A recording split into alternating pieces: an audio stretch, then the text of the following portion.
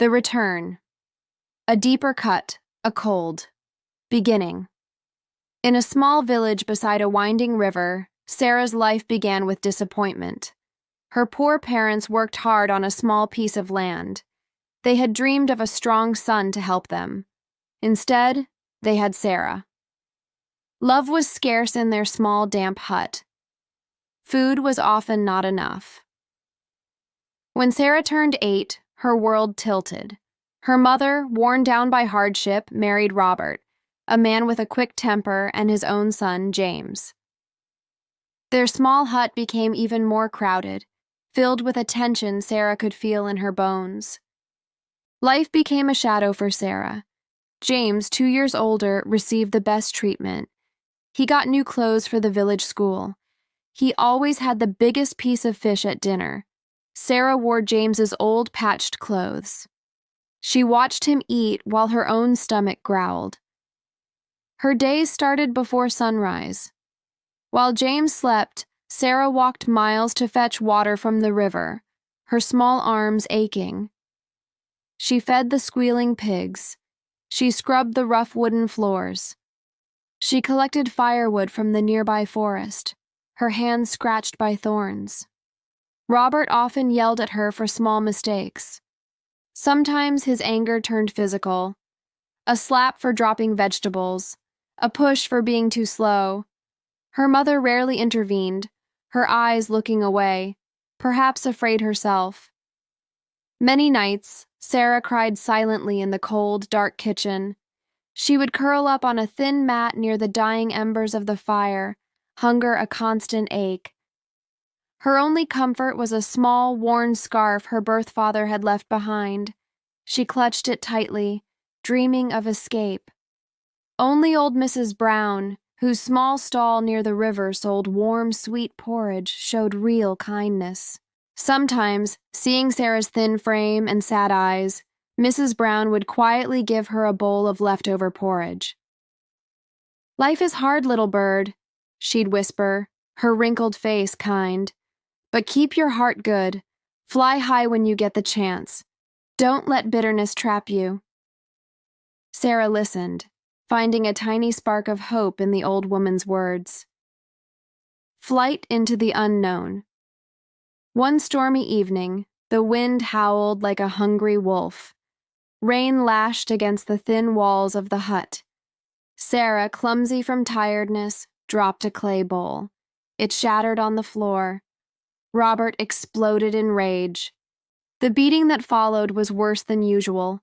Pain flared through her small body. That night, something inside 15-year-old Sarah broke. Fear mixed with a sudden, fierce determination. As the house slept, she crept out. She took only her father's scarf and $50 she had saved over years, coin by coin, from selling wild berries she picked. The storm outside was wild, but the storm inside her was stronger. She ran, not looking back, towards the distant lights of the city. The city was a vast, noisy, indifferent place. Sarah felt utterly alone. She sold newspapers on busy street corners, her voice small against the city's roar. Nights were terrifying. She found shelter in dark market alleys or hidden doorways, always vigilant, always hungry. She learned quickly about the city's dangers. Her life took a sharp turn one chaotic afternoon. A speeding motorcycle swerved onto the pavement, heading straight for a small boy. Without thinking, Sarah leaped forward, pushing the child out of the way. She fell hard, scraping her arms, but the boy was safe. The boy's father rushed over, his face pale with fear, then flooded with relief. He was Michael Thompson, a kind man who owned a large construction business. He saw the dirt-smudged girl who had saved his son. He saw her torn clothes, her thinness, but also the intelligence and fire in her eyes. Mr. Thompson offered her help. Seeing her potential and hearing fragments of her story, he did more. He gave her a safe place to live with his family's housekeeper and funded her education. Sarah grabbed the opportunity with both hands. She studied relentlessly, fueled by coffee and an unyielding drive. She worked part-time jobs, cleaning offices, washing dishes, while excelling at school. The memories of her childhood, the cold kitchen, Robert's angry face, James's mocking laughter, they weren't just painful memories. They became fuel. They sharpened her ambition into a weapon. She would become successful. She would become powerful. And then she would return. She graduated with top honors in computer science. By the age of 30, Sarah, now known as Ms. Thorne in the business world, was the founder and CEO of TechVision, a cutting-edge software company worth millions. The architect of revenge returns. 15 years had passed since that stormy night. Sarah Thorne returned to her village. She arrived not in rags, but in an expensive car, dressed in elegant clothes. Confidence was her armor. No one recognized the bruised, skinny girl in this powerful businesswoman. She spent a few days observing quietly, using a false name, staying at a small guest house in the next town. Her old village seemed poorer, sleepier. She found her family's situation easily. It was worse than she imagined. Robert had gambled away their savings and then abandoned her mother years ago, running off with a younger woman to another province. James had followed his stepfather's path, becoming a hopeless gambler, selling off the last bits of family land piece by piece to feed his addiction. Her mother, prematurely aged by hardship and heartbreak, lived alone in the same crumbling shack, now leaking and drafty. She was often sick. A cold, hard knot formed in Sarah's chest. Not pity, but grim satisfaction. Her plan, nurtured for years, began to take shape. Using intermediaries and her considerable wealth, Sarah began buying land. Not just any land, but all the plots surrounding her mother's shack, including the access path to the main road.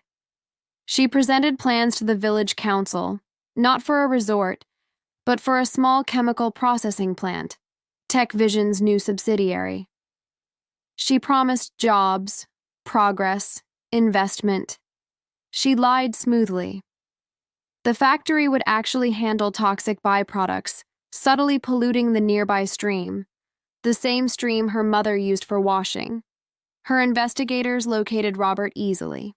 He was living a modest life, remarried, working as a low-level clerk. Sarah's plan for him was meticulous. Fabricate evidence of embezzlement at his workplace, leak anonymous tips, ensure his public disgrace and ruin. For James, the approach was different. She learned about his usual gambling dens. She arranged for new friends to meet him there. These men, secretly on her payroll, would let him win big at first, feeding his addiction, making him feel invincible. Then, they would introduce higher stakes, lure him into massive debt, and finally, tighten the noose. For her mother, the plan was slower, crueler, isolation first. Sarah subtly paid off the few neighbors who sometimes helped her mother, giving them reasons to stay away. Then, utter dependence. Only when her mother was completely alone and desperate would Sarah make her move. Cracks in the plan. Sarah's wealth smoothed many paths, but obstacles arose. Some older villagers remembered the clear stream and fertile land. They questioned the chemical plant, worried about smells and waste. Leading the cautious voices was Mrs. Brown. The old porridge seller was frail now, but her eyes were still sharp. She approached Sarah one afternoon near the construction site. "Miss Thorne," Mrs. Brown said, her voice gentle but firm. "This factory, I hear whispers about the chemicals. Is it safe? This land is fragile. People depend on the stream." She looked closely at Sarah. "You remind me of a brave little girl I once knew. She had strong eyes like yours. Sarah." Hearing her name startled Sarah. Mrs. Brown recognized her? It was an unexpected complication. I assure you, Mrs. Brown, TechVision follows all safety rules, Sarah replied coolly, turning away. But the old woman's words lingered. A bigger shock awaited her.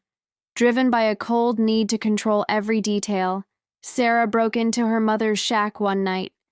She was searching for any old documents, anything Robert might have left that could be useful. Instead, tucked under a loose floorboard, she found a small bundle of letters tied with faded ribbon. They were written in her mother's hesitant handwriting, addressed to Sarah's birth father years ago, after the remarriage. She read them under the moonlight filtering through the broken roof. Her mother pleaded for help, described Robert's cruelty, his control over her. One letter detailed a plan to send young Sarah away to a distant cousin for safety, but Robert found out and threatened her mother, stopping the attempt. The final letters were filled with despair, resignation. Her mother hadn't been entirely passive. She had been trapped, beaten down, and ultimately, utterly defeated. Sarah felt a tremor of something unexpected. Not forgiveness, but a crack in her certainty. Her mother wasn't just weak, she was a victim too, in her own way. The black and white picture of her past gained shades of gray. The engine of her revenge sputtered for a moment. But the years of pain, the cold nights, the hunger, those memories quickly refueled her resolve. Her mother had still chosen Robert over her safety. The plan would proceed. The bitter harvest. Sarah pushed aside her doubts. She increased her donations to the village council, ensuring the factory permits were rushed through. Anonymous documents detailing fabricated thefts appeared on Robert's boss's desk and in his wife's mailbox. His life imploded spectacularly. He lost his job, his wife, his reputation. He vanished, rumored to have left the province in disgrace. One part of her plan was complete. Meanwhile, James walked straight into the trap. He experienced an unbelievable winning streak, feeling like a king. He borrowed heavily to bet more. Then his luck turned. He lost everything, and then more. The friends turned cold, demanding immediate repayment of impossible sums. Fear replaced arrogance. James was cornered, desperate. He even approached the construction site manager, one of Sarah's trusted employees, begging for an advance, not knowing who was pulling the strings. His request was coldly denied. Now, Sarah played her final card against her mother and James. With the land around the shack bought, essential services disrupted, and James crushed by debt collectors, also secretly working for Sarah, she made her offer. She approached the shack herself. She found her mother looking frail and James pacing like a caged animal. "I hear you need work," Sarah said, her voice devoid of warmth. "My new factory needs cleaners. Toilet duty, basic wage." Her mother stared, uncomprehending at first, then horrified. Tears streamed down her face, but she shook her head silently. James, however, saw no other way out. The debt collectors were becoming threatening. Shame warring with fear, he mumbled his acceptance. The factory groundbreaking ceremony was a grand affair for the small village. Sarah Thorne, the benefactor, stood at the podium. She spoke of progress, of the future. Then her tone shifted. She spoke of the past, of hardship, of a little girl who suffered in silence in this very village. Whispers started in the crowd. James, standing miserably at the back, froze. Her mother, watching from the edge, gasped. Sarah looked directly at them. "That little girl was me," she announced, her voice ringing clear. And I have returned. The revelation hit the crowd like a physical blow. Shock, disbelief, fear flickered across faces. Her mother collapsed, weeping, trying to reach her. James stood paralyzed, shame burning him from the inside out. Mrs. Brown watched from the side, her face etched with sadness. Sarah had expected triumph.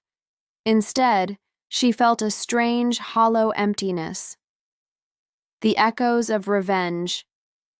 The aftermath was swift and brutal. The village was stunned, divided between awe of Sarah's power and fear of her coldness. The factory construction continued, a stark symbol of her return. Its chimneys would soon begin to stain the sky. Robert was never heard from again. James worked his humiliating job, a broken man, avoiding everyone's eyes. He started drinking heavily, his debt still hanging over him.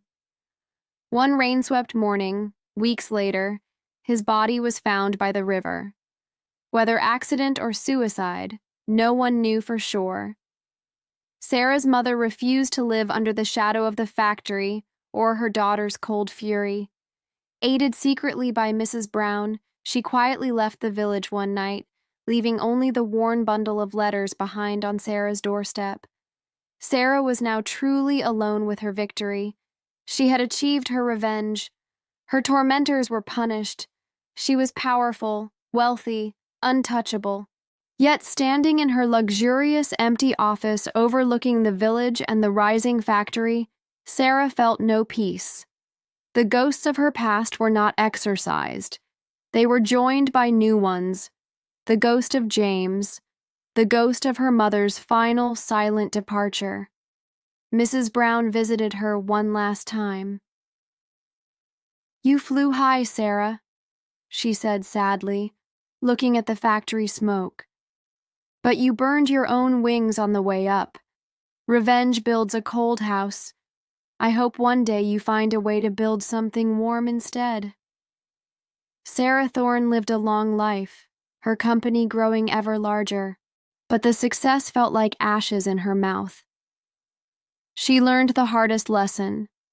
Revenge consumes the avenger. It doesn't heal wounds, it deepens them, leaving scars not just on the victim, but on the soul of the one who sought it. True strength, she realized too late, wasn't in crushing enemies, but perhaps in finding the capacity to rise above the pain, to break the cycle, as Mrs. Brown had tried to tell her long ago. Her empire was built on bitterness, and in the end, she reigned alone in its cold, empty halls.